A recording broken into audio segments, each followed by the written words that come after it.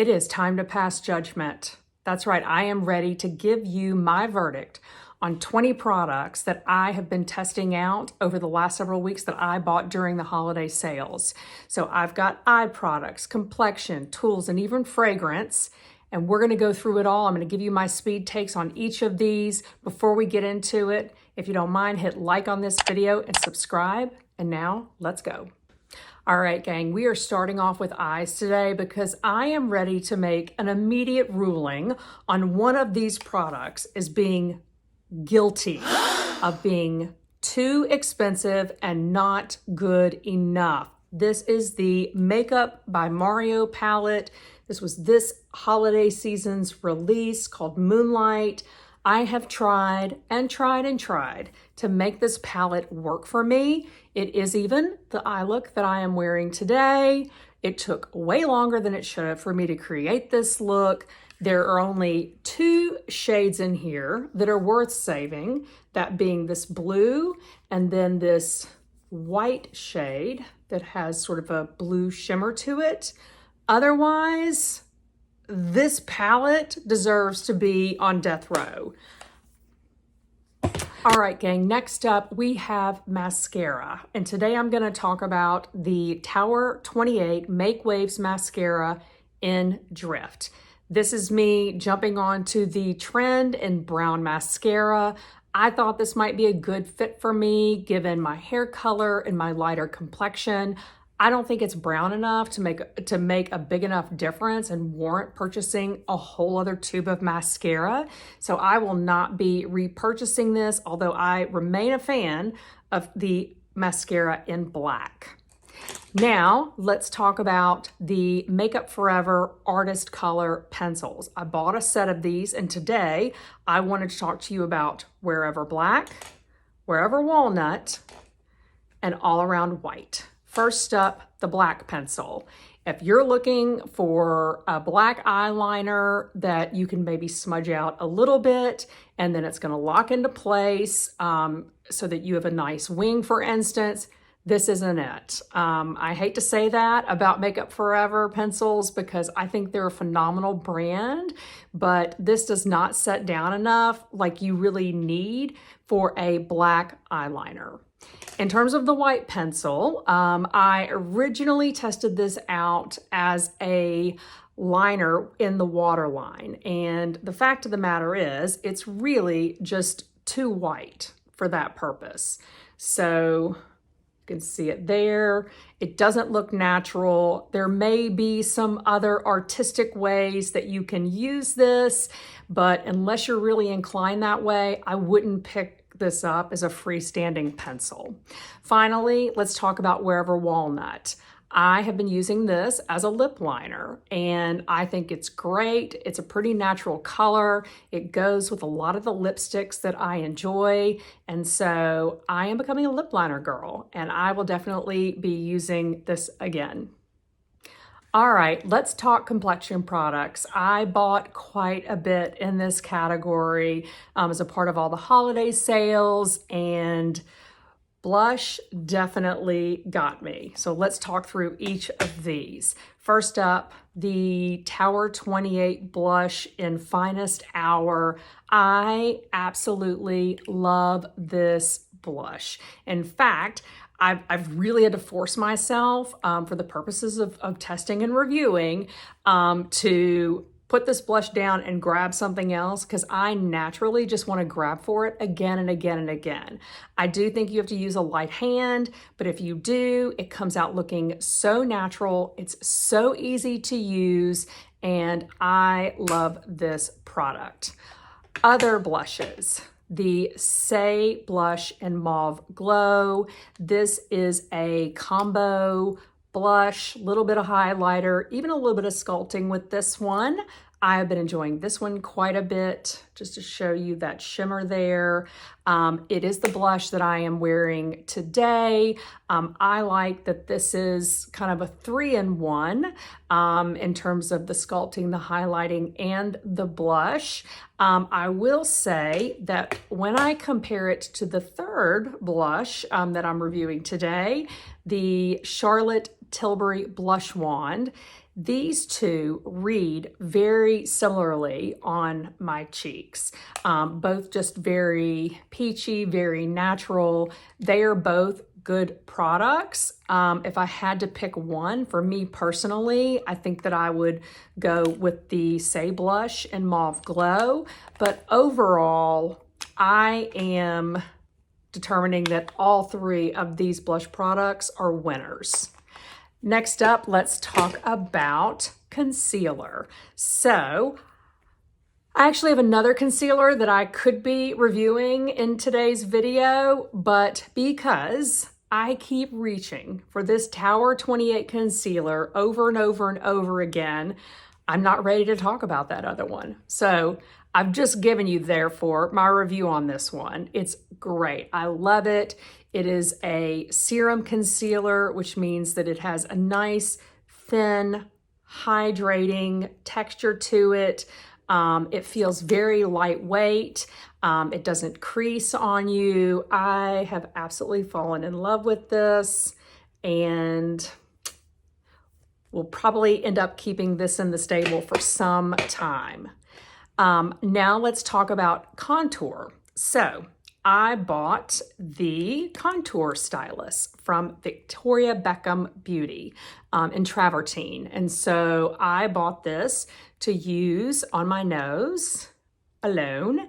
And, you know, I'm just not quite comfortable with doing that type of contouring. So I have not been using it and feeling as comfortable with it as I would like to. I do think it's a great product if you're someone who is into contouring. So it's possible that the jury is still out on this, but for now, just based on, you know, my reaching for it, I'm gonna say this is a no-go.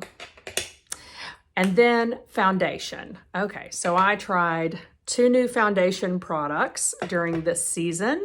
The first one being the Tier Cushion Foundation. Sorry, in my previous video, I said you always have to say that in a interesting way. So, you know, I'm sure you're familiar with this one. I've talked about it a little bit before in a previous video. I was really happy with this the first time that I used it.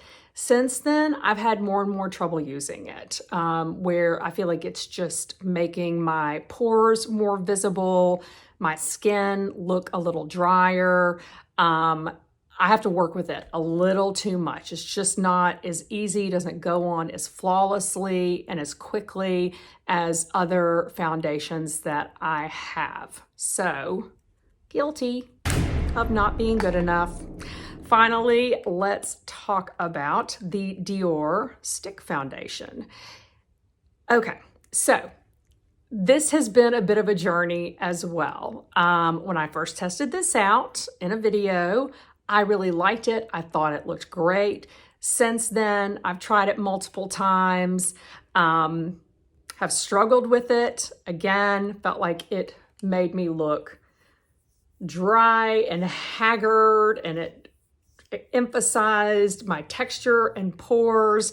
And I found, though, that it is absolutely lovely if, and I'm going to sort of go into our next category here, which is tools, if I use this sponge from Patrick Starr.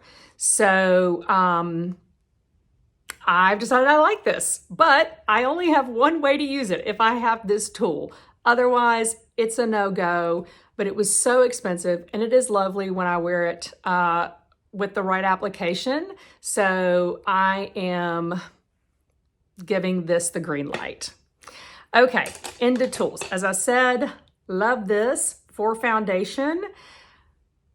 Not so much this. And again, I hate talking badly about BK Beauty because I have quickly become a fan overall, but this is the 101 brush for foundation. I really don't like the way that this makes any of my foundation look. And that could just be a matter of personal preference. For the most part, I have found that my foundation, I think, looks best when I use my hands. My hands or this sponge. And it may be the reason that this sponge is great is because it almost works like your fingers. So I, just find that this does not make my makeup look good. This is the 101. It may be if you have a different skin texture that this is great for you, but this one is a no for me. Also from BK Beauty, I bought this Angie Hot and Flashy Kitten Paw brush. I have raved about this in previous videos. It is fantabulous for applying your concealer. I cannot imagine not having this. I am in love. So this one is huge on my list of wins. And then also from BK Beauty, I have the mini brush here, 109. I use this for blush. Clearly you can see it's a little bit pink on the edge there, but it is just so great for tapping in. It is just the right size for applying blush. I love it with some of the creamier blush products that I have. This is one of my favorite purchases of this holiday season. Then the powder brush from BK Beauty. I also think this is lovely. My everyday powder is the Givenchy Prism Libre powder that has a puff in it. And so I don't get as much use out of this as I would like to, but if I'm using one of my other powders like my Laura Mercier, or if I'm dipping into my Hourglass ambient lighting palette and grabbing like a finishing powder, I think this is great for that. So the brush itself is fabulous. I just am not getting as much use out of it because of my preferred everyday powder. And then finally, I have this Nikki LaRose brush that has the dual sides, one being for powder and the other for cream. I use this for contouring around the jaw. I do that pretty regularly, and I really like this brush for that. It feels absolutely wonderful. I think that it performs beautifully in terms of applying products. So this is a win as well. And the final things that we're going to talk about today are these two Kayali fragrances that I picked up as a set. This set, unfortunately, is no longer available, but I wanted to sort of give you my verdict on both of these. One of these is the iconic Vanilla 28, and then this is the Vanilla Rock Sugar Candy. These smell phenomenal on their own. What I have found myself doing more and more is removing the lid off of both of these, dipping it over, and then applying both. They're great mixed together. So gang, that is everything that I have for you today. I hope you have found these speed reviews, providing updates on these products helpful. Again, if this has helped you today, please like this video and subscribe for additional content.